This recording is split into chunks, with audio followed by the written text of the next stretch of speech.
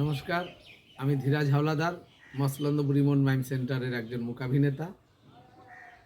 একটি নাট্যদল সম্পর্কে বলবো, যারা 1990 সাল থেকে নিয়মিত নাটকের চর্চা করে চলেছে সুনামের সঙ্গে, এবং 1998 সালে তাদের প্রথম নাট্য উৎসব দত্তপুকুর দৃষ্টি এবছর তাদের নিজস্ব যে প্রেক্ষাগৃহ শিল্পশালা, সেখানে তারা একটি নাট্য উৎসবের আয়োজন করেছে।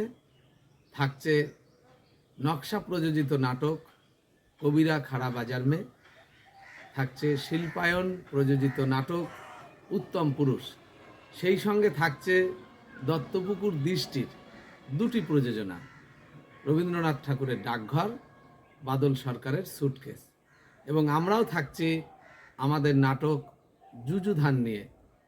আমরা 15 তারিখ শিল্পশালায় যুযুধান পরিবেশন করব, নির্দেশনায় জীবন অধিকারী। 12, 13, 14, 15 এই উৎসবে আপনারা সকলেই থাকবেন, আমরাও থাকছি। 12 থেকে 15 ফেব্রুয়ারি দত্তপুকুর দৃষ্টির নিজস্ব প্রেক্ষাগৃহ শিল্পশালায়।